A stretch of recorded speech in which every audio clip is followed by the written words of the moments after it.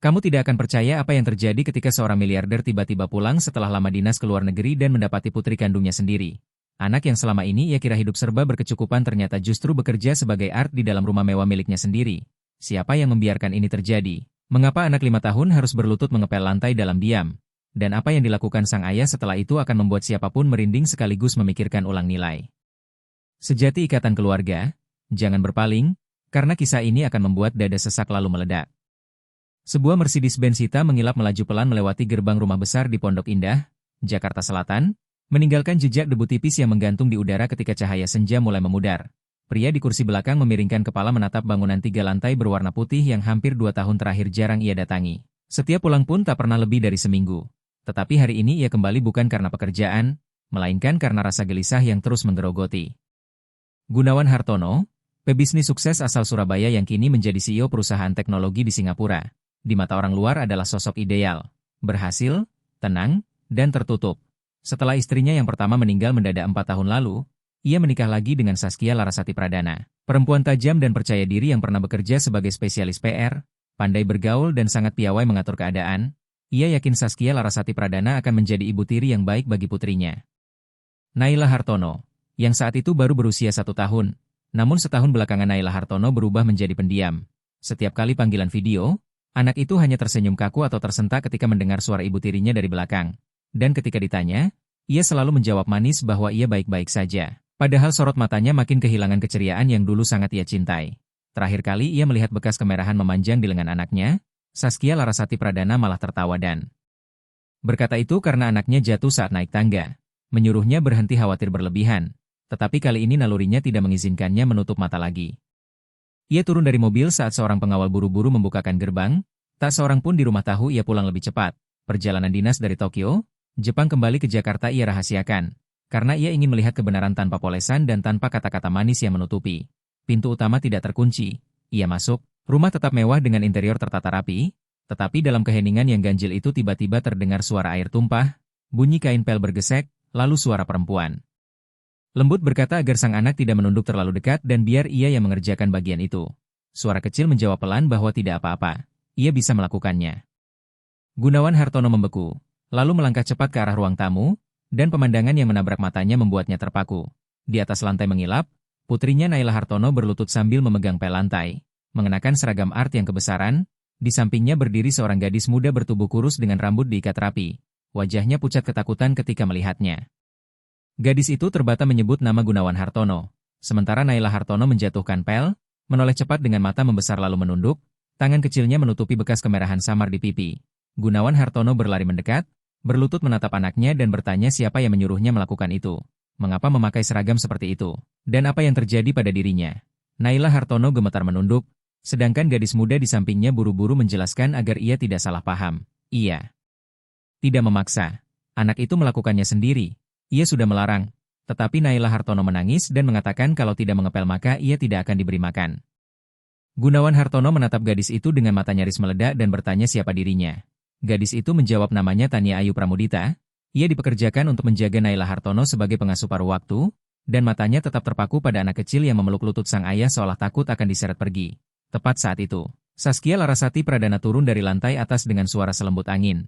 Bertanya sejak kapan ia pulang dan mengira ia baru tiba besok. Namun ia berhenti ketika melihat pemandangan di depan mata, tatapannya menyapu Gunawan Hartono, Naila Hartono, lalu berhenti pada Tania Ayu Pramudita, dan dalam sekejap, matanya berubah dingin. Dengan suara setenang es, Saskia Larasati Pradana menatap Tania Ayu Pramudita dan berkata bahwa ia lagi-lagi membiarkan anak itu mengotori rumah. Menyuruhnya berhenti membiarkan Naila Hartono berguling dan berantakan di mana-mana. Gunawan Hartono langsung berdiri, suaranya mendesis penuh amarah, menuduh bahwa Saskia Larasati Pradana memaksa putrinya menjadi art, dan Saskia Larasati Pradana sempat kaget sesaat sebelum cepat menguasai diri, mengatakan itu hanya salah paham, bahwa akhir-akhir ini Naila Hartono memang nakal, sehingga ia cuma menakut-nakuti sedikit agar jera. Lalu menyalahkan Tania Ayu Pramudita karena tidak memperhatikan sampai anak itu melakukannya sendiri. Mengaku ia lalai, Tania Ayu Pramudita menggenggam ujung bajunya ingin bicara, tetapi Saskia Larasati Pradana melirik tajam dan menyuruhnya diam. Merendahkan bahwa pengasuh seperti dia tidak punya hak bicara ketika urusan keluarga sedang diselesaikan. Namun Gunawan Hartono memotong dingin bahwa dia berhak karena dialah satu-satunya orang di rumah itu yang benar-benar peduli pada putrinya. Ruangan seketika membeku, Naila Hartono tetap memeluk kaki ayahnya erat-erat, menyembunyikan wajah di dadanya dan sesekali terseduh kecil. Sementara Saskia Larasati Pradana mengatupkan bibir, menghela napas, lalu melembutkan nada, berkata membesarkan. Anak itu tidak mudah. Anak itu tidak punya ibu. Ia sudah berusaha sekuat tenaga.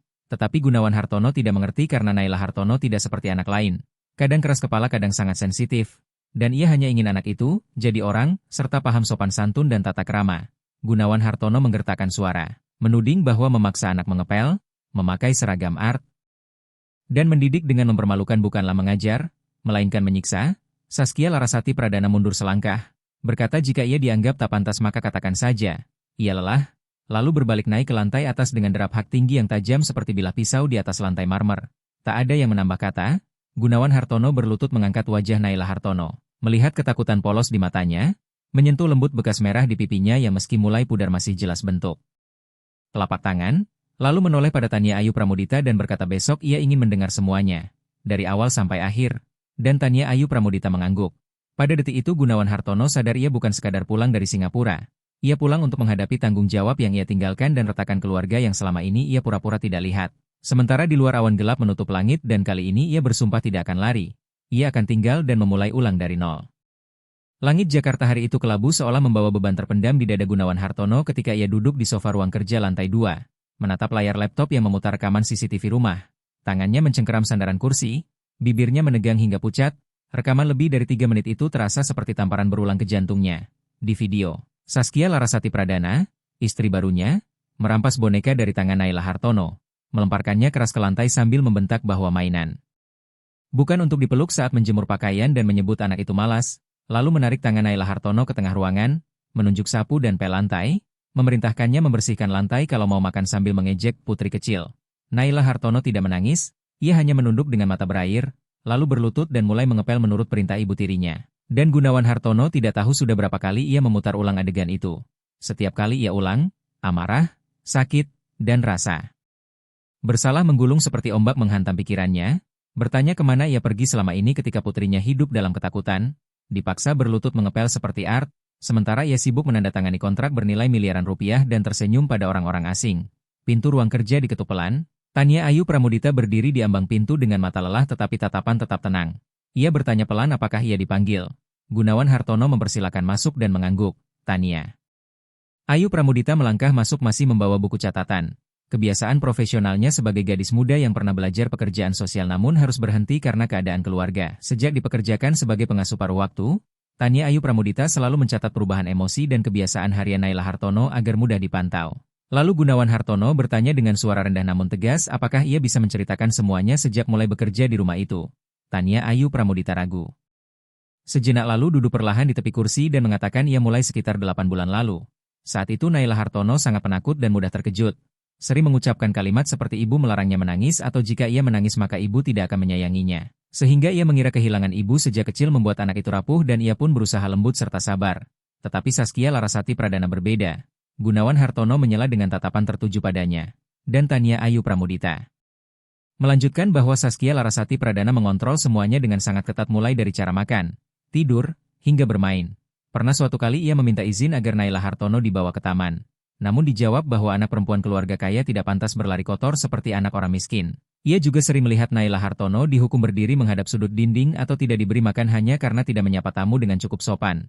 Ia berhenti sejenak dengan mata memerah lalu bercerita bahwa ketika Naila Hartono demam ringan, ia mengusulkan dibawa ke dokter tetapi ditolak dengan alasan cukup minum air dan tidur. Jangan selalu mencari-cari alasan untuk berhenti bermain. Sehingga ia diam-diam memberi obat penurun panas dan mengompres dahi anak itu meski ia tak punya wewenang. Dan sepanjang waktu itu Naila Hartono menanggung semuanya sendirian, hanya memeluk boneka atau menggambar. Namun sebagian besar gambarnya berwarna gelap atau sosok manusia tanpa wajah, tanda bahwa anak itu sedang meminta tolong. Gunawan Hartono memalingkan wajah menutupi mata yang mulai basah lalu bertanya mengapa hal ini tidak disampaikan lebih awal. Tania Ayu Pramudita menjawab ia sempat berniat menulis surat atau mengirim email anonim. Tetapi tak ingin masalah berubah menjadi perang keluarga. Ia takut Gunawan Hartono tidak percaya dan ia dianggap ikut campur. Suaranya tercekat karena ia juga tak yakin punya kelayakan. Suasana pun mengendap sementara di luar hujan tipis mulai turun dan tetes air memukul kaca jendela. Gunawan Hartono berdiri, berjalan ke jendela, menarik napas panjang dan berkata bahwa Tania Ayu Pramudita adalah satu-satunya orang yang melindungi putrinya ketika ia tidak ada. Tania Ayu Pramudita tidak menjawab dan hanya menatapnya dengan mata yang menyimpan penyesalan sekaligus kehangatan. Ketukan pintu kembali terdengar dan kali ini Saskia Larasati Pradana meminta izin masuk dengan suara manis namun penuh kewaspadaan. Gunawan Hartono menoleh dengan tatapan mengeras dan mempersilakan masuk. Saskia Larasati Pradana melangkah masuk dengan rambut bergelombang sempurna dan lipstik merah pekat. Melirik Tania Ayu Pramudita lalu beralih ke Gunawan Hartono dengan senyum kaku sambil bertanya mengapa ia tampak tegang. Gunawan Hartono menjawab singkat bahwa ia telah melihat semua rekaman kamera. Saskia Larasati Pradana tertegun sesaat lalu cepat memulihkan diri dan mengatakan itu hanya menakut-nakuti sedikit karena anak yang tak patuh perlu diberi cara. Ia tak berniat jahat, dan Gunawan Hartono membalas dingin bahwa memaksa anak memakai seragam art, mengepel lantai, dan menahan makan bukanlah tanpa niat jahat. Saskia Larasati Pradana berdalih agar ia tidak berlebihan karena ia tidak memukul hingga berdarah dan yang berinteraksi langsung justru Tania Ayu Pramudita. Bahkan menuduh kemungkinan ada skenario untuk menjatuhkannya. Tania Ayu Pramudita hendak bicara namun dipotong dengan keraguan atas kelayakannya mengasuh anak keluarga kaya. Serta kecurigaan motif mendekati anak demi merebut kepercayaan Gunawan Hartono.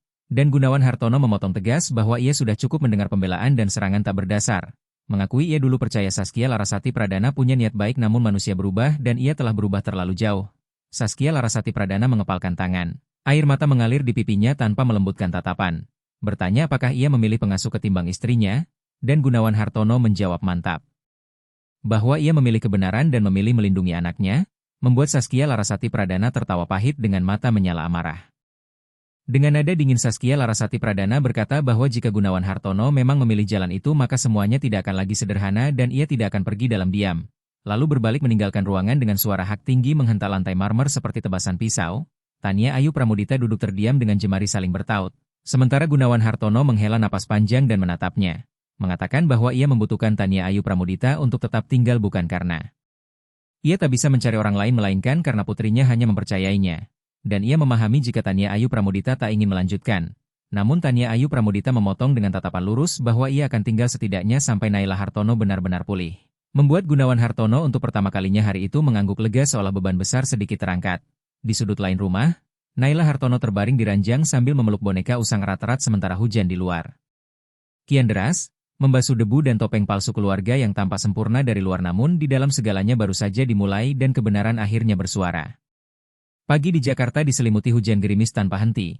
Tetes air di rumpun bambu halaman berdetak seperti denyut jantung yang tertekan, dan di ruang kerja lantai 2 Gunawan Hartono duduk di depan layar sistem keamanan memutar satu persatu rekaman CCTV. Cahaya biru layar memantul di wajahnya yang mengeras oleh amarah dan sakit hati. Dalam video, wajah Saskia Larasati Pradana tampak dingin saat mencengkeram pergelangan Naila Hartono dan melarangnya menyentuh barang milik ibunya, Naila Hartono. Berusaha menarik diri sambil berkata gemetar bahwa ia hanya ingin melihat foto ibunya. Lalu tamparan keras mendarat di pipi kecilnya diikuti isat tertahan. Saskia Larasati Pradana menyeret anak itu ke tengah ruangan, melempar pel lantai, dan memerintahkan agar rumah dibersihkan jika ingin menyimpan foto ibunya. Gunawan Hartono menghentikan gambar dengan tangan mengepal hingga ruas memutih. Tenggorokannya tercekat dan matanya memerah karena tak percaya melihat itu terjadi di rumahnya sendiri. Oleh perempuan yang dulu ia percayai untuk menjaga anaknya, rasa bersalah, penyesalan, dan amarah bercampur menyesakkan napasnya.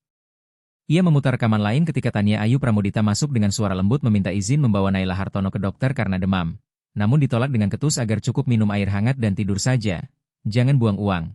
Lalu saat Tania Ayu Pramudita memohon dengan sabar ia dibentak bahwa ia hanyalah art dan tak berhak mengajari cara mengasuh anak. Rekaman berlanjut memperlihatkan Tania Ayu Pramudita diam-diam mengompres dahi Naila Hartono ketika Saskia Larasati Pradana sudah tertidur di lantai atas. Gunawan Hartono bangkit menuju jendela sementara hujan belum reda. Mengingat setiap panggilan video, senyum kaku putrinya, dan kalimat dingin Saskia Larasati Pradana, menyadari betapa sibuknya ia hingga tak melihat apa yang terjadi. Kini semuanya terukir jelas seperti pisau di hatinya. Ketukan pelan terdengar dan Tania Ayu Pramudita masuk membawa secangkir wedang jahe. Menyuruhnya minum agar hangat karena ia bekerja sejak pagi. Gunawan Hartono bertanya dengan suara rendah sejak kapan ia mengetahui semua ini, dan Tania Ayu Pramudita menjawab sekitar 2 bulan lalu karena takut dipecat dan khawatir berdampak pada Naila Hartono yang hanya aman ketika ia ada. Membuat Gunawan Hartono menatapnya seolah mencari jawaban dari ribuan pertanyaan hingga ia bertanya bagaimana ia sanggup bertahan. Dan Tania Ayu Pramudita tersenyum pahit mengaku ia pernah menjadi anak seperti Naila Hartono. Sering dimarahi dan dipukul saat kecil tanpa ada yang percaya atau melindungi. Sehingga ia tak ingin Naila Hartono tumbuh seperti dirinya dulu. Pengakuan itu membuat Gunawan Hartono terdiam dengan rasa dingin menjalar di punggungnya. Menyadari tidak semua orang memiliki hati cukup luas untuk menanggung derita orang lain. Lalu ia berkata tegas bahwa ia akan menangani semuanya tetapi yang terpenting Tania Ayu Pramudita dan Naila Hartono harus aman. Tepat saat Saskia Larasati Pradana muncul di ambang pintu dengan suara tajam menuduhnya mengintip kamera di belakang istrinya, Gunawan Hartono tidak menjawab dan hanya menekan tombol putar rekaman. Seluruh ruangan tenggelam dalam suara rekaman, teriakan, tangisan, dan sosok Saskia Larasati Pradana yang terpampang jelas di layar. Perempuan yang berdiri di sana pucat sejenak lalu cepat memulihkan diri dan menuduh Gunawan Hartono mendengar hasutan Tania Ayu Pramudita. Mengklaim video itu hasil potongan untuk menjebaknya. Tetapi Gunawan Hartono mendesis bahwa itu rekaman CCTV rumah sendiri dan bertanya sinis apakah mesin juga ingin mencelakainya. Saskia Larasati Pradana gelisah memandang sekitar, membela diri bahwa mengasuh anak tidak mudah. Naila Hartono keras kepala dan tidak patuh. Ia hanya ingin anak itu belajar disiplin sementara Gunawan Hartono selalu di luar negeri dan tidak tahu apa-apa. Sehingga Gunawan Hartono membalas dingin bahwa itulah alasan ia memukul dan mempermalukan anak. Namun Saskia Larasati Pradana menepisnya sebagai reaksi sesaat dalam mendidik anak dan menusuk dengan kalimat bahwa justru Gunawan Hartono yang membiarkan anak itu kehilangan ibu. Kata-kata itu seperti pisau terakhir, membuat Gunawan Hartono berdiri dengan amarah terpendam yang akhirnya menyala. Menegaskan Saskia Larasati Pradana tidak berhak menyebut ibu Naila Hartono yang wafat saat melahirkan dan bahwa ia berutang seumur hidup pada mendiang istrinya. Sementara Saskia Larasati Pradana berutang satu permintaan maaf pada anak itu. Saskia Larasati Pradana tertawa pahit, menyindir apakah Gunawan Hartono menganggap dirinya ayah yang baik. Padahal 2 tahun terakhir nyaris tak pernah ada, tak tahu apa yang disukai atau ditakuti anaknya dan hanya menandatangani kontrak lalu mengirim uang untuk membeli rasa menjadi ayah. Membuat ruangan terdiam ketika hujan di luar menghantam kaca. Gunawan Hartono tak menjawab karena tamparan kata-kata itu terlalu menyakitkan. Tania Ayu Pramudita berdiri terpaku menunduk. Lalu Saskia Larasati Pradana meliriknya dengan senyum mengejek dan menuduh kepura-puraan demi mengambil hati majikan. Tetapi Tania Ayu Pramudita menggenggam tangan dan membalas tenang bahwa jika semua orang hidup dengan siasat maka mungkin Saskia Larasati Pradana belum pernah percaya dengan tulus.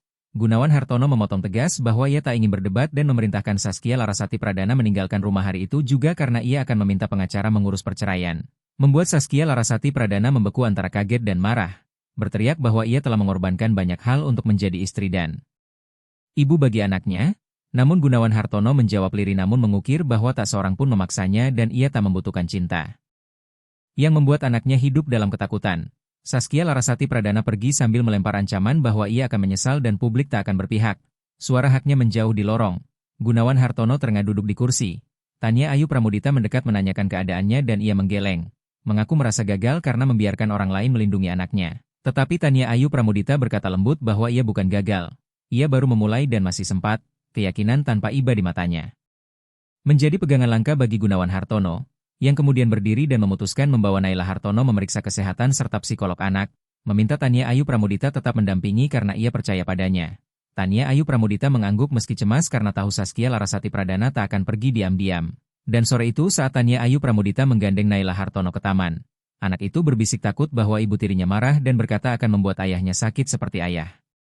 Membuatnya menangis. Membuat Tania Ayu Pramudita menggenggam tangan kecil itu dan menatap rumah di belakang di mana jendela kamar Saskia Larasati Pradana setengah terbuka dengan bayangan berdiri dan tatapan setajam pisau. Hujan telah reda namun badai di rumah itu baru mulai, dan kebersamaan Gunawan Hartono, Tania Ayu Pramudita, serta Naila Hartono menjadi percikan yang menyalakan perang baru di mana bukan hanya kasih sayang, melainkan kehormatan dan kepercayaan akan diuji hingga batasnya. Sementara pagi di rumah besar Pondok Indah, Jakarta Selatan terasa sunyi ganjil tanpa musik pagi dan tawa palsu jamuan mewah, digantikan ketegangan dingin ketika Gunawan Hartono duduk di meja makan dengan 2 cangkir kopi. Satu masih mengepul, satu telah dingin.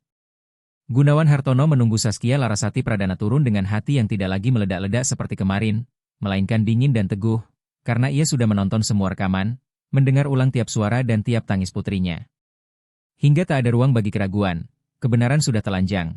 Saskia Larasati Pradana turun dengan penampilan rapi, kemeja putih bersih dan rambut bergelombang halus, seolah masih berusaha mempertahankan citra perempuan berkuasa meski segalanya runtuh. Lalu ia menyunggingkan senyum miring saat melihat Gunawan Hartono dan menyindir bahwa ia masih menyukai kopi hitam. Mengingat dulu ia pernah berkata kopi harus sedikit pahit agar sadar, dan Gunawan Hartono menjawab lirih dengan tatapan sedingin baja bahwa kini ia memang sudah sadar dan ingin membicarakan kejadian kemarin. Saskia Larasati Pradana duduk di seberang dengan nada tetap datar. Mengaku paham ia marah tetapi mengasuh anak pasti ada saat terpeleset kata dan tangan, jadi tak perlu dibesar-besarkan. Namun Gunawan Hartono meletakkan sebuah flash disk kecil di atas meja dan berkata di dalamnya ada seluruh bukti perlakuannya pada Naila Hartono. Termasuk adegan ia menampar Tania Ayu Pramudita dan memaksa Naila Hartono mengepel lantai. Lalu bertanya apakah itu masih dianggap sepele. Senyum Saskia Larasati Pradana membeku beberapa detik sebelum ia tertawa keras dan menantang bahwa itu tidak cukup untuk menjadikannya kriminal. Karena di rumah itu dialah tuan, dan Gunawan Hartono tak bisa mengubahnya menjadi penjahat hanya karena beberapa video, diam-diam. Tetapi Gunawan Hartono mengangkat alis, menegaskan CCTV adalah sistem keamanan yang ia pasang dan ia memiliki persetujuan pengawasan sejak ia pindah masuk sehingga bila perlu bisa ia cetak buktinya. Saskia Larasati Pradana bersandar dengan mata menyala tajam, memuji bahwa ia benar-benar menyiapkan semuanya dan bertanya apa rencananya. Mengusirnya? Dan Gunawan Hartono menjawab tegas bahwa ia memang ingin Saskia Larasati Pradana keluar dari rumah itu dan ia akan mengajukan cerai. Membuat udara di ruangan membeku saat Saskia Larasati Pradana menatapnya dengan campuran terkejut dan meremehkan.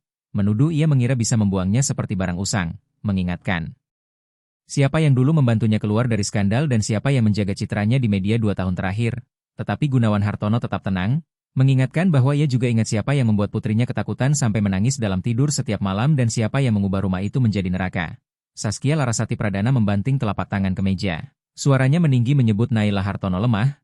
Ia melakukan itu agar anak itu kuat, karena jika dimanjakan maka anak itu akan menjadi tidak berguna. Namun Gunawan Hartono berdiri mendadak. Suaranya pecah oleh amarah dan rasa sakit, menegaskan anak kecil butuh kasih sayang, bukan dididik dengan ketakutan, dan mempertanyakan apakah Saskia Larasati Pradana tidak paham atau sengaja tidak mau paham.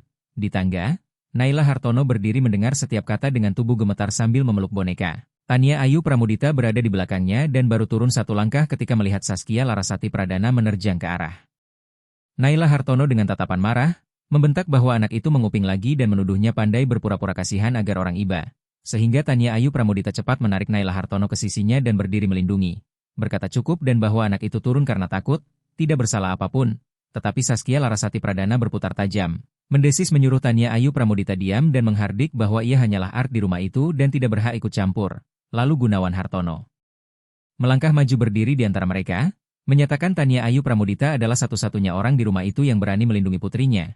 Tatapannya membuat Saskia Larasati Pradana mundur setengah langkah sebelum tertawa cekikikan getir dan menyindir bahwa rupanya ia membela Tania Ayu Pramudita sedemikian rupa sampai seolah rumah itu dikendalikan art. Namun Tania Ayu Pramudita menjawab dengan suara tercekat tapi teguh bahwa ia bukan sekadar art dan ia hanya melakukan pekerjaan yang seharusnya dilakukan Saskia Larasati Pradana, yaitu merawat seorang anak, membuat Saskia Larasati Pradana menatapnya seperti hendak menyayat, melontarkan hinaan dan menuduh kepura-puraan untuk merebut kepercayaan majikan dan menyusup ke dalam rumah. Bahkan menyebut Gunawan Hartono hanya pria menyedihkan yang dimanfaatkan. Sampai akhirnya Gunawan Hartono berteriak, "Cukup!" dengan suara menggema ke seluruh rumah, mengatakan ia sudah terlalu lama diam dan bahwa dulu ia pernah percaya Saskia Larasati Pradana tetapi kini ia hanya melihat perempuan yang hidup dalam kebohongan. Saskia Larasati Pradana terengah menatap sekeliling seperti mencari pegangan. Sementara Naila Hartono menggenggam tangan Tania Ayu Pramudita dengan air mata terus mengalir dan memohon pada ayahnya agar tidak berteriak lagi. Suara kecil itu seperti pisau yang mengiris langsung ke dada Gunawan Hartono, membuatnya menurunkan suara, berlutut, dan memeluk Naila Hartono erat. Dengan suara bergetar Gunawan Hartono memeluk Naila Hartono dan berjanji bahwa ia minta maaf serta tidak akan membiarkan siapapun membuat putrinya takut lagi. Meminta anak itu memegang janjinya. Naila Hartono menenggelamkan wajah di dadanya sambil terseduh kecil. Sementara Tania Ayu Pramudita memalingkan muka menahan air mata. Pemandangan itu membuat Saskia Larasati Pradana terpaku beberapa detik. Namun ia segera membalikkan badan dengan suara dingin, mengancam Gunawan Hartono akan menyesali keputusan hari itu karena ia tidak akan pergi semudah yang dibayangkan. Lalu pintu dibanting keras menyisakan udara berat. Gunawan Hartono masih memeluk putrinya dengan tangan gemetar sebelum menoleh pada Tania Ayu Pramudita dan berkata serak bahwa ia berterima kasih karena ia ada di sini. Tetapi Tania Ayu Pramudita menjawab pelan bahwa ia hanya berharap Naila Hartono bisa hidup tenang dan ia tidak akan pergi. Karena anak itu membutuhkan dirinya. Lalu ia menatap Naila Hartono yang meringkuk di pelukan ayahnya, mengangguk dan menyatakan ia akan tetap tinggal tetapi Gunawan Hartono harus tahu Saskia Larasati Pradana tidak akan berhenti begitu saja. Orang seperti itu tidak mudah mengakui kalah, dan Gunawan Hartono mengatupkan bibir sambil mengaku ia tahu namun kali ini ia tidak akan lari lagi. Malamnya rumah terasa hangat oleh lampu kuning, Naila Hartono tidur nyenyak di kamar sambil memeluk boneka. Tania Ayu Pramudita duduk di balkon memandangi gerimis lewat teralis ketika langkah kaki terdengar dari belakang dan Gunawan Hartono muncul membawa 2 gelas wedang jahe. Mengucapkan terima kasih bukan karena semua yang ia lakukan melainkan karena ia tidak pergi. Tania Ayu Pramudita tersenyum kecil dan mengaku ia sempat terpikir untuk pergi. Namun ia tak sanggup karena ia melihat dirinya di diri Naila Hartono. Dan Gunawan Hartono menjawab ia tahu sambil menundukkan tatapan. Menyadari ia pernah meninggalkan 2 perempuan, satu pergi untuk selamanya, satu lagi terluka karena kelalaiannya, Hingga Tania Ayu Pramudita melembutkan suara bahwa tak ada yang sempurna.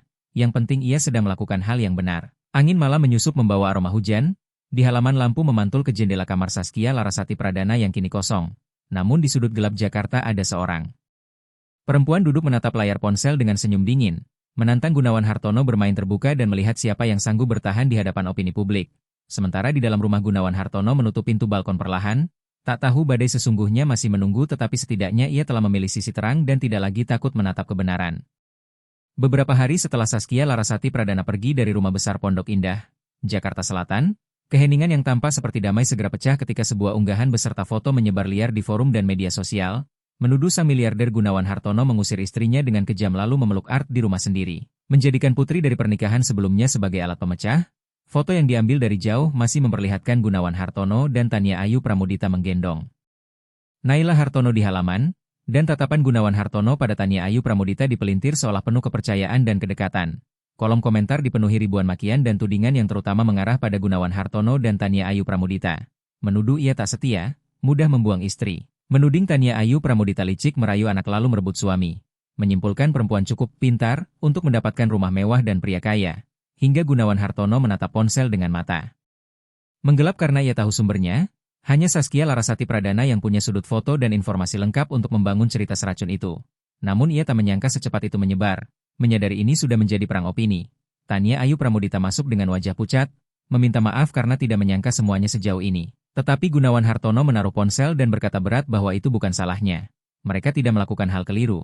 Namun demi melindungi Naila Hartono ia harus menyelesaikannya dengan tegas. Tania Ayu Pramudita hanya mengangguk meski kecemasannya membesar karena ia bertanya dalam hati siapa dirinya di mata orang banyak. Gadis tanpa nama besar yang pernah bekerja sebagai Art dan kini diseret ke pusat badai gosip yang menyebar mengerikan. Sore itu ketika Tania Ayu Pramudita menjemput Naila Hartono dari sekolah, sekelompok wartawan menghadang mobil. Seseorang menyodorkan perekam suara dan memanggil nama Tania Ayu Pramudita, menuduh ia mencintai Gunawan Hartono sejak masih bekerja sebagai Art, menuding dialah penyebab rumah tangga hancur. Bahkan menekan apakah ia berniat menggantikan posisi ibu bagi Naila Hartono, membuat Tania Ayu Pramudita panik menutup pintu mobil sementara kilatan lampu kamera berkejaran tanpa henti. Naila Hartono ketakutan lalu menangis keras sambil memeluk bahu Tania Ayu Pramudita. Bertanya polos kenapa orang-orang itu melakukan itu dan mengapa mereka terus memotret dirinya. Membuat Tania Ayu Pramudita tercekat karena ia sadar ini bukan lagi urusan pribadi. Seorang anak tak bersalah sedang ditarik masuk ke pusat badai hanya karena ulah orang dewasa. Ia segera membawa Naila Hartono pulang ke rumah besar Pondok Indah, Jakarta Selatan, menutup gerbang rapat-rapat dan dengan tangan gemetar mengunci semua pintu. Lalu ketika Gunawan Hartono tiba dan mendengar cerita itu, tatapannya menghitam dan ia langsung menelepon manajer komunikasi perusahaan Nusantara Vista Group, memerintahkan agar mereka mengeluarkan pernyataan resmi dan membantah fitnah sekaligus menyiapkan cuplikan video CCTV untuk memperjelas bahwa Saskia Larasati Pradana melakukan kekerasan pada anaknya. Sang manajer ragu karena jika video itu dipublikasikan akan ada dua sisi. Mereka bisa membela diri, tetapi Naila Hartono juga bisa semakin terluka ketika orang-orang menonton ulang momen mengerikan itu, dan Gunawan Hartono terdiam, memahami bahwa harga kebenaran kadang kejam. Lalu ia menatap ke arah tangga tempat Naila Hartono sedang tidur dengan mata masih sembab, menurunkan suara dan memutuskan untuk menyiapkan konferensi pers tertutup. Hanya mengundang media yang kredibel agar ia sendiri yang bicara. Karena mulai saat itu ia tidak akan membiarkan orang lain berbicara menggantikan dirinya. Saat hari konferensi pers tiba, ruang rapat lantai 25 gedung Nusantara Vista Group penuh sesak. Sorot lampu menimpa wajah tegas Gunawan Hartono ketika ia naik ke podium dan berkata bahwa belakangan beredar banyak informasi tidak benar di media sosial tentang kehidupan pribadinya dan keluarganya. Ia biasanya tidak memakai media untuk urusan personal. Tetapi kali ini ia wajib bersuara bukan untuk membela diri melainkan untuk melindungi putrinya. Ia menarik napas panjang. Suaranya berat, mengakui Naila Hartono, putri kandungnya, telah mengalami luka batin yang serius selama ia bekerja di luar negeri, dan orang yang ia percaya, istrinya, tidak menjalankan tanggung jawab sebagai ibu. Ia terlambat menyadari dan ia meminta maaf pada putrinya. Ruangan hening karena tak ada yang menyangka pria yang dikenal dingin dan tajam dalam bisnis bisa berbicara setulus itu.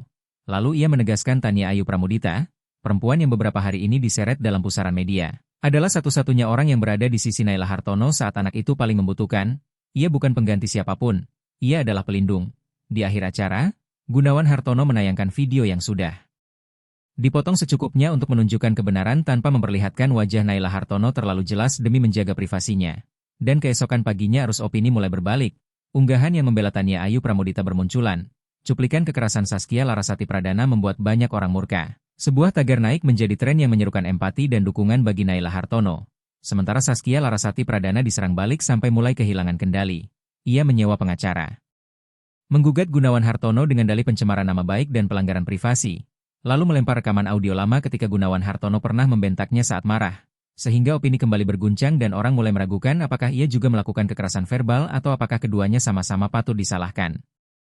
Di rumah yang kembali sunyi, Tania Ayu Pramudita duduk di samping Gunawan Hartono saat ia membaca berkas gugatan, berbisik bahwa ia tidak perlu terus memaksakan diri karena tak ada yang benar-benar menang dalam perang keluarga. Semua orang hanya berusaha mempertahankan sisa harga diri, dan Gunawan Hartono melipat berkas itu lalu menatapnya muram. Mengaku ia hanya takut Naila Hartono tumbuh dengan retakan yang tak pernah sembuh. Namun Tania Ayu Pramudita menjawab bahwa retakan mungkin tidak sepenuhnya sembuh tetapi bisa menjadi celah bagi cahaya untuk masuk, sambil pelan menggenggam tangannya dan mengingatkan bahwa putrinya tidak membutuhkan ayah yang sempurna, melainkan ayah yang berani tetap tinggal. Malam itu di kamar kecilnya, Naila Hartono tidur tenang tanpa tersentak seperti dulu. Tania Ayu Pramudita duduk di sisi ranjang menceritakan dongeng. Dan dari ambang pintu Gunawan Hartono menatap mereka. Seorang anak yang pernah ia abaikan dan seorang perempuan tanpa nama besar yang diam-diam menyelamatkan keluarganya dari runtuh. Ia tahu perang belum berakhir, tetapi untuk pertama kalinya setelah bertahun-tahun, ia merasa tidak sendirian. Seminggu setelah konferensi pers, suasana di rumah besar keluarga Hartono, Pondok Indah, Jakarta Selatan, tampak lebih tenang. Naila Hartono lebih sering tersenyum, mau duduk menggambar, bahkan mulai bercerita pada Gunawan Hartono setiap malam. Tetapi bagi Tania Ayu Pramudita luka batin masih berdenyut pelan karena ia tahu ketenangan ini hanya sementara. Suatu sore setelah mengantar Naila Hartono ke kelas seni, Tania Ayu Pramudita singgah ke kafe kecil di Menteng, Jakarta Pusat, tempat yang dulu sering ia datangi saat hatinya terasa kosong. Angin lembut masuk lewat kaca membawa aroma kopi sangrai dan wangi bunga melati. Ia membuka buku catatan dan menulis beberapa baris lalu terdiam menatap jauh. Karena di dalam dirinya bukan hanya ada kekhawatiran untuk Naila Hartono melainkan juga kebimbangan tentang dirinya sendiri. Ia ini pengasuh yang setia atau orang yang tanpa sadar masuk ke rumah tangga orang lain. Dering ponsel memutus lamunannya. Suara Gunawan Hartono meminta ia pulang lebih cepat karena ada hal yang ingin dibicarakan. Ia menjawab akan segera kembali. Dan ketika tiba di rumah, ia melihat Gunawan Hartono duduk di ruang tamu dengan sebuah kotak kayu kecil di depannya. Ia memberi isyarat agar ia duduk lalu berkata bahwa ia menemukan benda itu di ruang penyimpanan bawah tanah. Buku harian Melati Puspita. Hartono, mendiang istri pertamanya, ia ingin Tania Ayu Pramudita membacanya agar mengerti mengapa ia menjadi seperti sekarang dan mengapa ia begitu berterima kasih. Lalu ia membuka halaman dan membacakan dengan suara sedikit bergetar tentang hari-hari ketika ia sering pergi dinas ke luar negeri. Tentang Naila Hartono yang tertawa seharian dan harapan sederhana agar Gunawan Hartono bisa melihat tawa itu. Tentang saat ia pulang namun kembali tenggelam dalam pekerjaan. Tentang Naila Hartono yang demam hingga ia menangis cemas sementara Gunawan Hartono hanya bertanya apakah sudah memanggil dokter. Bukan karena ia tidak sayang, melainkan karena ia lupa cara menunjukkan sayang. Gunawan Hartono terdiam sejenak lalu menatap Tania Ayu Pramudita dan mengakui ia pernah menjadi suami yang buruk dan ayah yang bersalah. Ia tidak menyalahkan Saskia Larasati Pradana untuk semuanya karena porsi terbesar kesalahan ada padanya. Tetapi sejak Tania Ayu Pramudita hadir, ia baru paham bahwa cinta bukan sekadar menyediakan kemewahan melainkan hadir sepenuh hati. Tania Ayu Pramudita meremas jemarinya dan berkata ia datang demi Naila Hartono, bukan demi Gunawan Hartono. Namun ia tidak menampik bahwa pelan-pelan ia mulai peduli padanya lebih dari seharusnya. Gunawan Hartono menghela napas ringan dan mengaku ia pun tidak menyangkal. Ia tidak lagi memandang Tania Ayu Pramudita hanya sebagai art di rumah. Dan jika ia diizinkan, ia ingin memperbaiki semuanya bukan dengan janji cinta yang manis, melainkan dengan ketulusan yang nyata. Kalimat itu membuat Tania Ayu Pramudita terpaku. Bukan karena kaget, melainkan karena ia tahu betapa besar keberanian yang dibutuhkan seorang pria yang dulu diam pada keluarga untuk mengakui salah dan menawarkan awal baru. Ia berkata pelan bahwa ia butuh waktu. Bukan karena ia tidak percaya, tetapi karena ia belum yakin dirinya cukup kuat untuk masuk ke hidupnya lagi dengan peran yang berbeda. Dan Gunawan Hartono tersenyum lembut, berkata ia akan menunggu. Ia tidak butuh jawaban sekarang. Ia hanya berharap Tania Ayu Pramudita tidak pergi.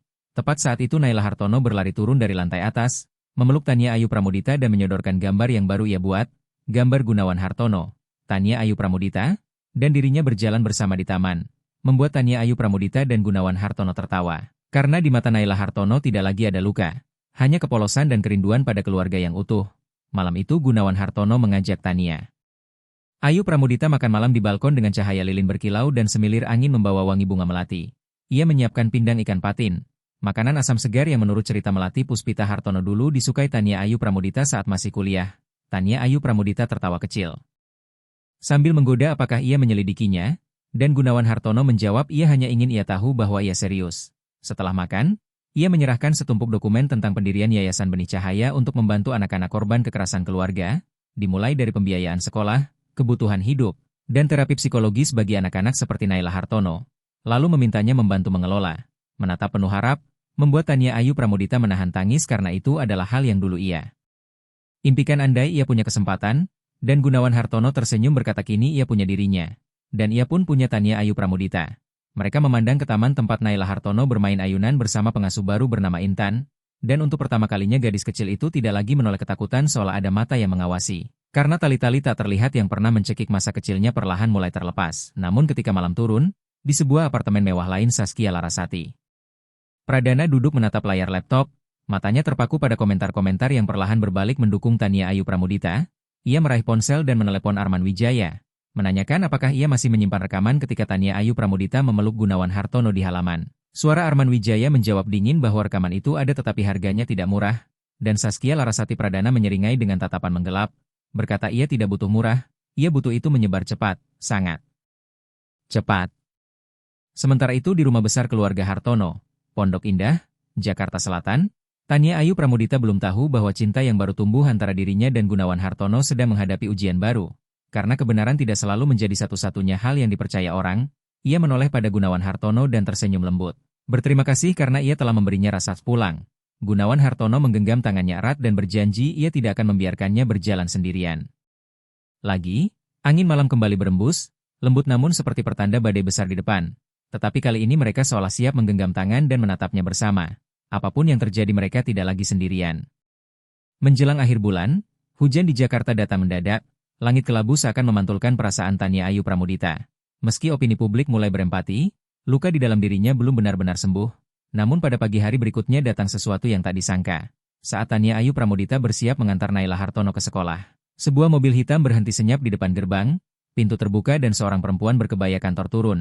Ratna Sri Hartono, M.Tai bagi Gunawan Hartono. Membuat Tania Ayu Pramudita terpaku karena ia ingat perempuan itu pernah menolaknya ketika Naila Hartono pernah dibawa ke rumah sakit di Jakarta dalam keadaan darurat. Ratna Sri Hartono masuk dengan tatapan tajam yang kali ini tidak sedingin dulu.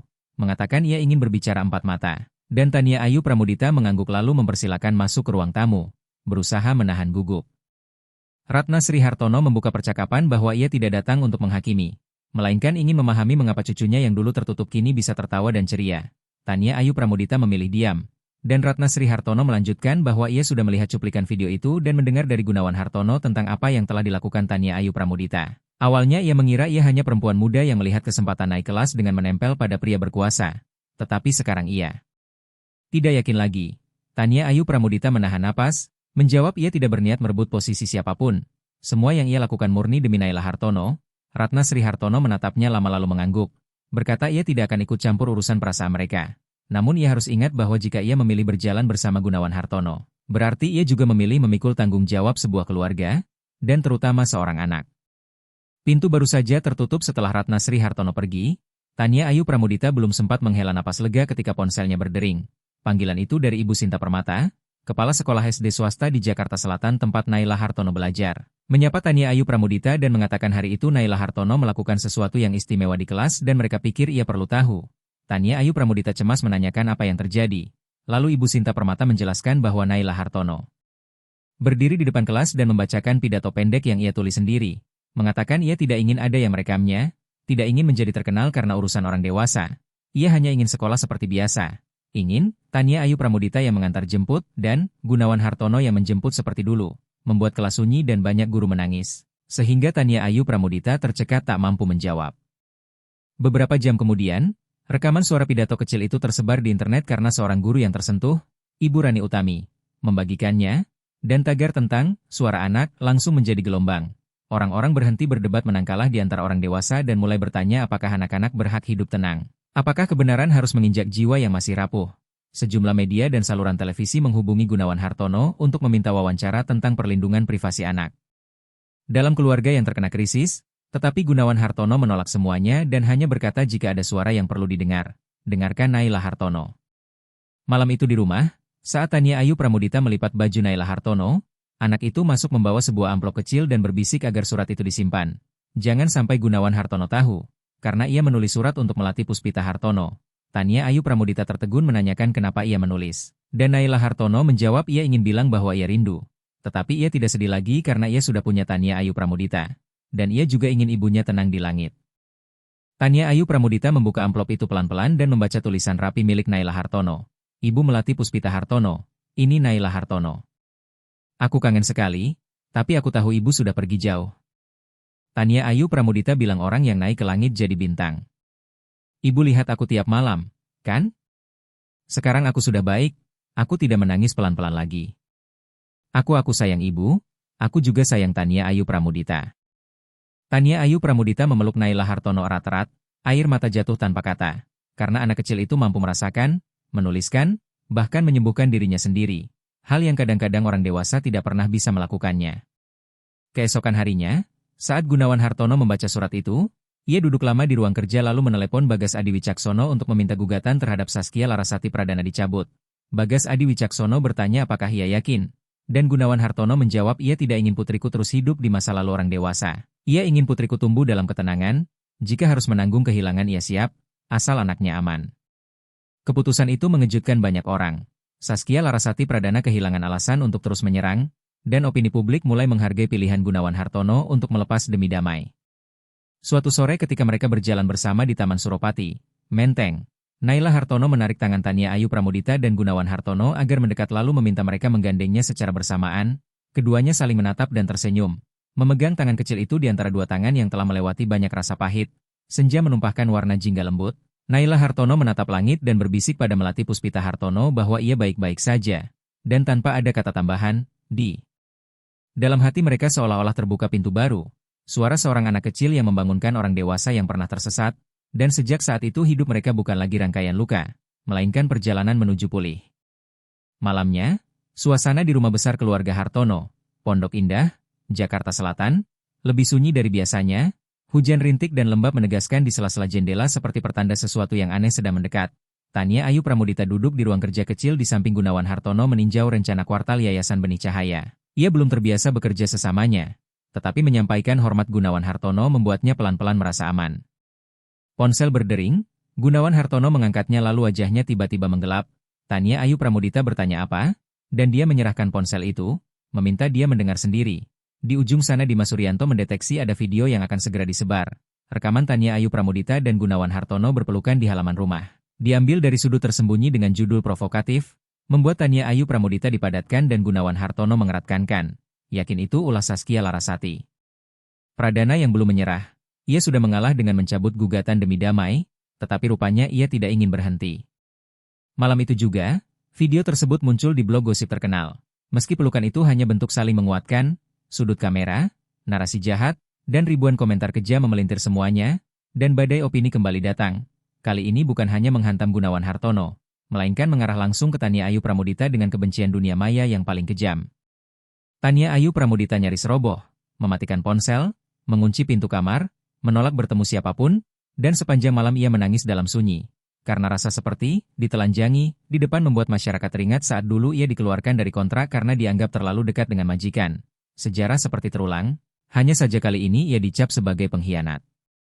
Pagi berikutnya, karena Tania Ayu Pramudita tidak muncul saat sarapan, Gunawan Hartono naik ke dalam ruangan dan mendapati ia sedang menjadi anggota pembeli. Ia bertanya ia mau kemana, dan Tania Ayu Pramudita berkata ia tidak bisa tinggal. Ia tidak ingin Naila Hartono tumbuh dalam hinaan. Ia juga tidak ingin Gunawan Hartono terus membelanya, karena ia sudah terbiasa sendirian. Namun Gunawan Hartono melangkah maju dan memegang erat tangannya.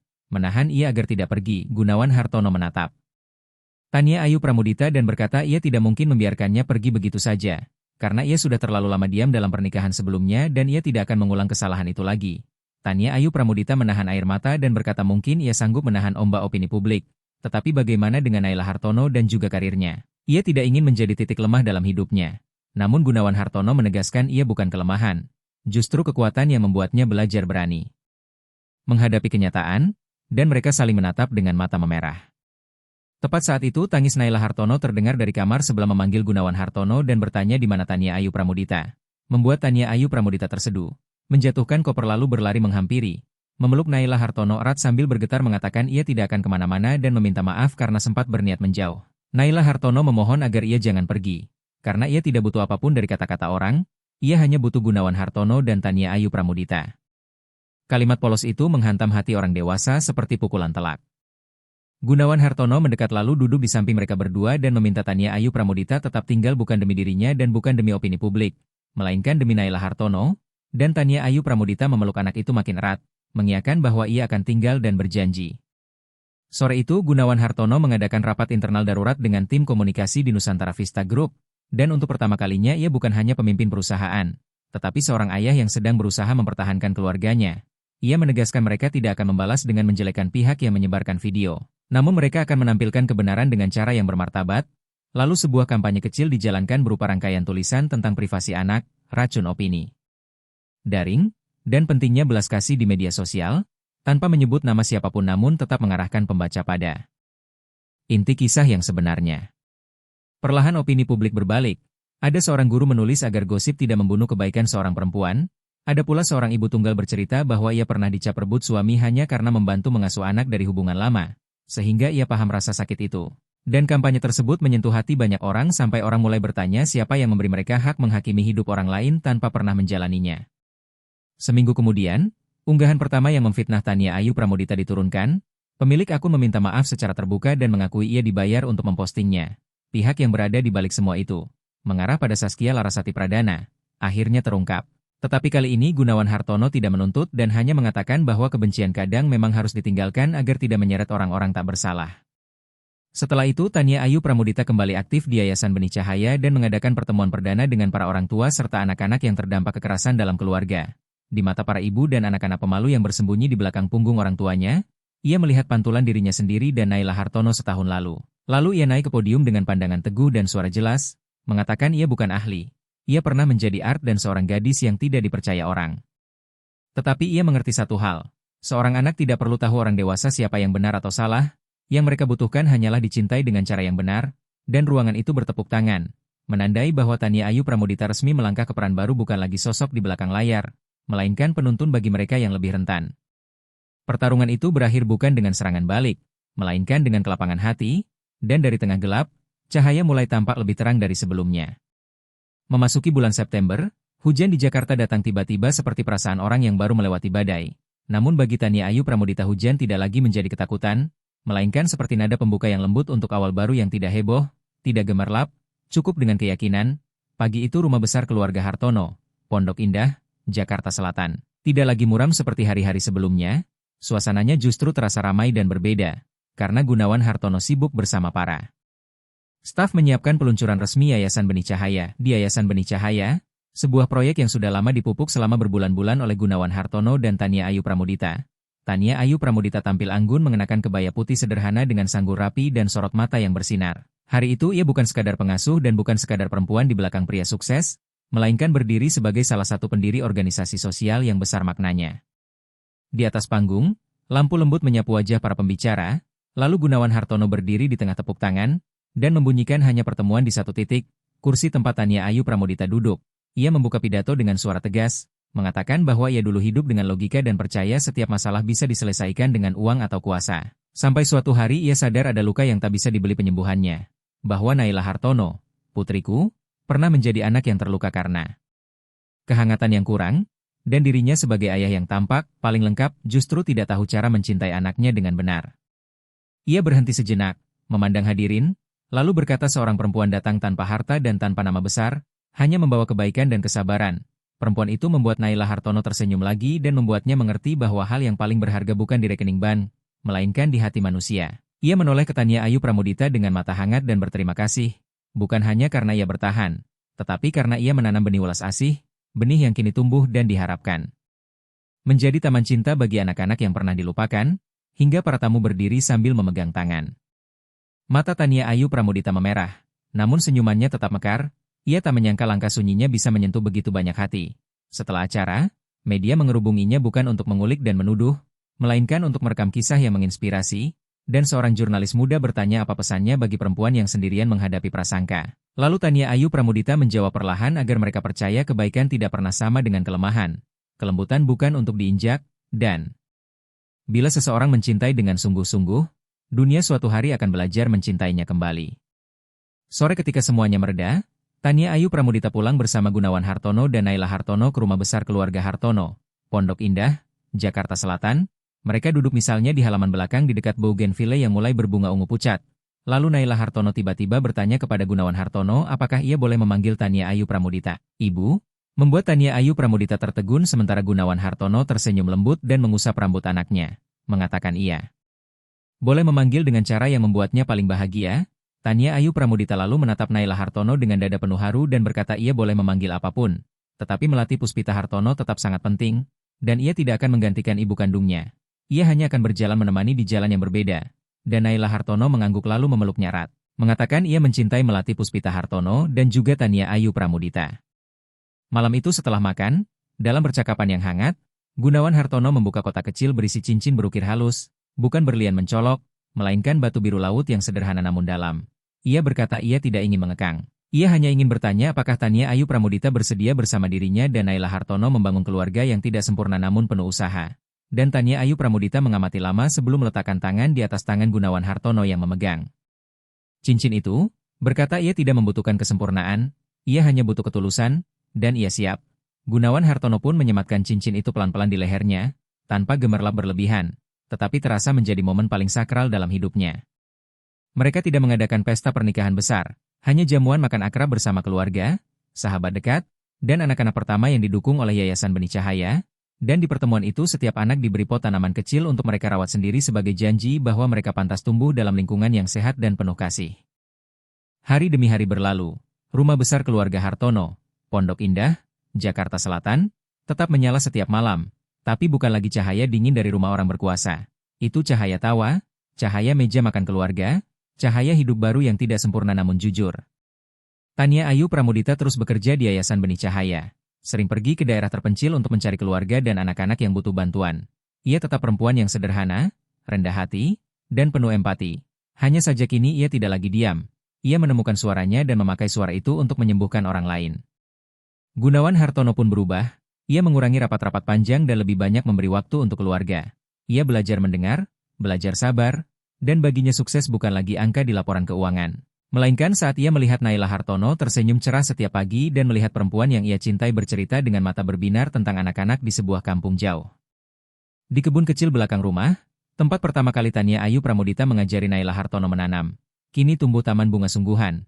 Tiap tanaman adalah kenangan dan perjalanan, ada yang mekar, ada yang baru bertunas, namun semuanya hidup dan bertumbuh dari tanah, seperti orang-orang di rumah ini yang pernah retak, pernah kehilangan arah, namun tidak pernah berhenti percaya pada kebaikan. Suatu sore, Tania Ayu Pramudita menulis di buku hariannya ketika Naila Hartono berlari datang sambil membawa gambar 3 orang di bawah bougainville. Di bagian atas tertulis dengan coretan lucu, "Keluargaku." Tania Ayu Pramudita tersenyum memeluknya, dan dari kejauhan Gunawan Hartono memandang mereka dengan mata yang damai. Badai sudah lewat, benih kepercayaan sudah tumbuh, dan hidup akhirnya tersenyum pada mereka yang memilih mencintai dan memaafkan. Pagi itu matahari menyelinap lembut melewati deretan pohon pinang di depan gerbang rumah besar keluarga Hartono, Pondok Indah, Jakarta Selatan. Cahaya yang tidak menyengat, hanya cukup hangat untuk membangunkan hari baru, hari istimewa, ulang tahun ke-6 Naila Hartono, sekaligus hari ketika Yayasan Benih Cahaya genap setahun berjalan, setahun penuh gelombang, namun juga setahun menyalakan harapan. Tania Ayu Pramudita bangun lebih pagi. Ia bukan lagi perempuan yang mudah terjaga oleh bayang-bayang lama. Kini di matanya ada ketenangan orang yang pernah melewati gelap tanpa lari, tanpa menyalahkan, hanya pelan-pelan maju. Ia melangkah ke balkon, angin malam sisa hujan menari di rambutnya. Di bawah, Gunawan Hartono bersama beberapa staf memasang rangka lampu untuk pesta kecil malam nanti. Tawa mereka terdengar hangat seperti rumah yang benar-benar rumah. Tania Ayu Pramudita tersenyum lalu masuk menyiapkan sarapan. Naila Hartono sudah bangun dan sedang mewarnai di ruang tamu. Begitu melihat Tania Ayu Pramudita ia berseru, "Tania Ayu Pramudita, tahu nggak hari ini hari apa?" Tania Ayu Pramudita pura-pura bingung. "Hari ini ya? Sepertinya Gunawan Hartono rapat penting banget." Dan Naila Hartono manyun, "Bukan. Ini ulang tahun aku dan hari ulang tahun Yayasan Benih Cahaya juga." Tania Ayu Pramudita berpura-pura kaget. "Oh iya. Hampir lupa. Berarti hari ini Tania Ayu Pramudita harus jadi orang pertama yang mengucapkan selamat ulang tahun, dong?" Naila Hartono mengangguk lalu melompat memeluknya. Pelukan kecil namun erat seperti pegangan yang sudah ia temukan sejak lama. Sarapan berjalan dengan musik lembut dan obrolan penuh kasih. Tidak ada yang bombastis, hanya momen-momen sederhana, Dan justru itulah yang membentuk keluarga. Sore harinya, halaman rumah dihias menjadi ruang hangat penuh warna. Anak-anak dan orang tua dari berbagai wilayah yang dibantu Yayasan Benih Cahaya datang sejak awal. Setiap anak menerima gelang nama dan satu pot tanaman kecil seperti tradisi yayasan, menanam benih kepercayaan di hati yang butuh dirawat. Tania Ayu Pramudita berdiri memandang satu persatu dengan mata berkaca-kaca. Ia melihat wajah-wajah yang dulu tertutup kini lebih cerah, ada yang sudah belajar menari, ada yang belajar bernyanyi, ada yang berani menyapa orang dewasa, hal yang dulu tak berani mereka lakukan. Gunawan Hartono mendekat, menggenggam tangan Tania Ayu Pramudita dan berbisik, "Kita berhasil, ya?" Dan Tania Ayu Pramudita mengangguk pelan, "Bukan aku, kita. Karena ada tim yang bertahan tanpa menyerah, dan ada Gunawan Hartono yang akhirnya memilih benar-benar hadir." Gunawan Hartono menatap Tania Ayu Pramudita dengan sorot mata tenang namun hangat, seolah berkata ia hanya mengikuti cahaya yang selama ini Tania Ayu Pramudita bawa. Suara pembawa acara terdengar, mempersilakan Tania Ayu Pramudita naik untuk memberi sambutan. Ia melangkah ke panggung dengan sedikit gugup, bukan karena kerumunan, melainkan karena emosi yang memuncak hingga membuat tenggorokannya tercekat. "Halo semuanya, nama saya Tania Ayu Pramudita. Mungkin banyak yang sudah mengenal saya.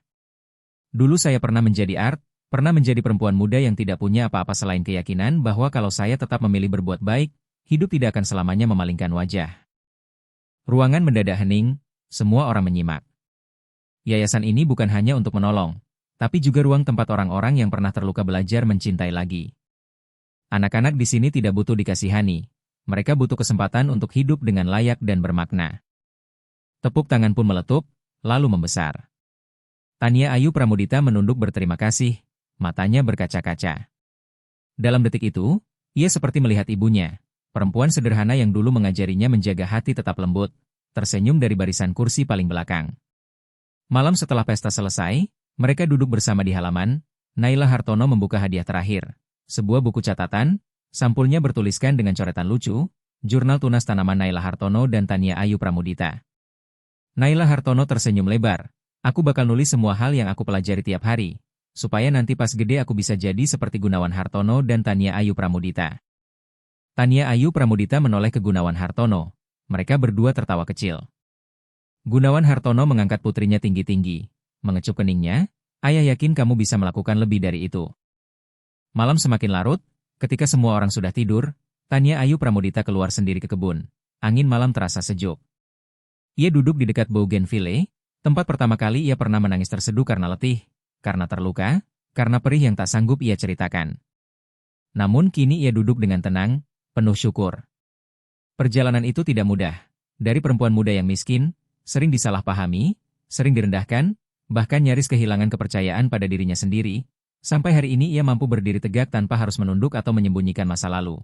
Bukan karena ia lebih kuat dari siapapun, melainkan karena ia tidak pernah berhenti berharap. Dari belakang, Gunawan Hartono melangkah pelan, menyampirkan jaket ke bahunya. "Kok belum tidur?" Tania Ayu Pramudita menjawab lirih, "Aku mau duduk sebentar. Di sini tenang. Aku sering duduk di sini saat momen-momen penting." Gunawan Hartono tersenyum dan ikut duduk di sampingnya. "Kalau begitu, boleh aku mendapat kehormatan duduk menemanimu?" Mereka diam menatap langit, bintang-bintang berkilau seakan menjadi saksi perjalanan yang dulu penuh guncangan. Tania Ayu Pramudita bertanya pelan, "Kamu pernah kepikiran gak, kalau waktu itu aku tidak melamar kerja, semuanya bakal jadi seperti apa?" Gunawan Hartono menghela napas, "Aku mungkin tetap jadi Gunawan Hartono. Kaya, sukses, tapi kosong." Naila Hartono. "Mungkin tumbuh dalam sepi. Dan kamu mungkin masih di suatu tempat, menyembunyikan air mata di balik senyum. Untung hidup masih menyisakan sedikit takdir baik, dan itu terjadi karena kamu tidak pernah menyerah." Tania Ayu Pramudita menoleh, dan di mata Gunawan Hartono ia melihat dirinya bukan lagi bukan lagi orang pinggiran dalam hidup orang lain, melainkan seseorang yang bersama Gunawan Hartono membangun rumah, bersama Naila Hartono menulis bab baru. Di ujung jalan itu bukan suara kemenangan, melainkan cahaya yang hangat dan kokoh, lahir dari orang-orang yang mungkin terlihat kecil, tapi tak pernah benar-benar kalah. Dan begitulah kisah mereka berakhir bukan dengan titik, melainkan dengan 3 titik, tanda bahwa perjalanan kasih masih terus berjalan, bahwa setiap benih, meski pernah ditolak, tetap bisa tumbuh menjadi keajaiban.